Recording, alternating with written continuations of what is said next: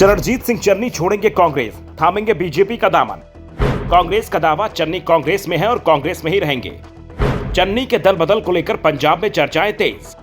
नवजोत सिंह सिद्धू सजा पूरी कर राजनीति में फिर सक्रिय हो गए हैं। हाईकमान के साथ उनकी मुलाकात और चर्चाओं से साफ हो चुका है, कांग्रेस में सिद्धू को बड़ी जिम्मेदारी मिलने वाली है। जिस तरह से सिद्धू का स्वागत हुआ वो बता रहा है कि सिद्धू के लिए कांग्रेस में बड़ी प्लानिंग चल रही है, जिससे पार्टी में सिद्धू विरोधी हैरान है। इस बीच सिद्धू विरोधी कांग्रेस नेता नए ठिकाने की तलाश में भी जुट गए हैं और जिन नेताओं के नाम दल बदलने वालों के लिए लिए जा रहे हैं उनमें सबसे बड़ा नाम है पंजाब के पूर्व सीएम चरणजीत सिंह चन्नी का। दावा किया जा रहा है कि चन्नी ने पंजाब में कुछ बीजेपी नेताओं से मुलाकात की। दूसरी तरफ कांग्रेस भी उनके बीजेपी में जाने को लेकर अलर्ट पर है। दरअसल सिद्धू और चन्नी के बीच चुनाव से पहले ही तनातनी चल रही थी। 2022 के पंजाब विधानसभा चुनाव के दौरान सिद्धू और चन्नी के बीच कई बार तल्खी देखी गई। इसी का खामियाजा पूरी पार्टी ने भुगता था और जिस तरह सिद्धू ने कांग्रेस चीफ मल्लिकार्जुन खड़गे और राहुल गांधी से मुलाकात की है, उसके बाद से ही चन्नी परेशान दिखाई दे रहे हैं। इसके बाद से चर्चाएं चल रही हैं, चन्नी बीजेपी ज्वाइन कर सकते हैं। पंजाब विधानसभा चुनाव में कांग्रेस की हार के बाद से ही चन्नी राजनीतिक सुर्खियों से गायब हैं। कांग्रेस ने विधानसभा चुनाव में सिद्धू की जगह चन्नी को मुख्य चेहरा बनाया था।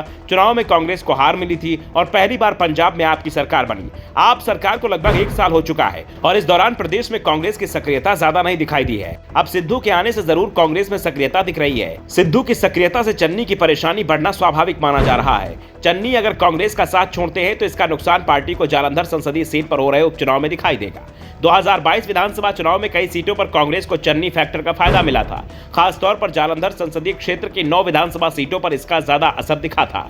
यहां की 9 में से 5 सीटों पर कांग्रेस को जीत मिली थी। ऐसे में कांग्रेस यहां चन्नी से प्रचार कराना चाहती है। चुनाव प्रचार के लिए कांग्रेस सिद्धू और चन्नी दोनों से ही बात कर रही है। वैसे अभी यह साफ नहीं हुआ है कि चन्नी के मन में क्या चल रहा है। चन्नी के करीबियों ने भी इसे लेकर जानकारी नहीं होने की बात कही है, तो कांग्रेस इस तरह की खबरों को बीजेपी प्रायोजित समाचार बता रही है। कांग्रेस विधायक दल के नेता प्रताप सिंह बाजवा ने साफ कर दिया है कि चन्नी कहीं नहीं जा रहे हैं।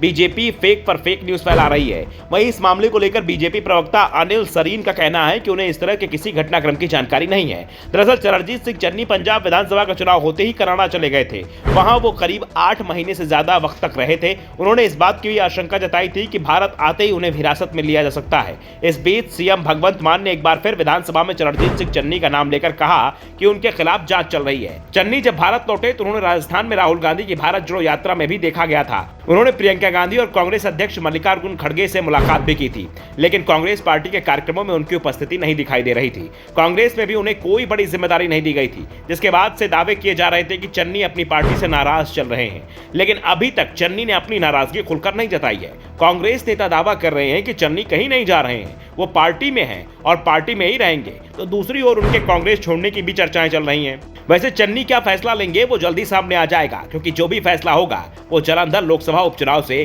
पहले ही हो जाएगा। Bureau report, the Navdarpan news.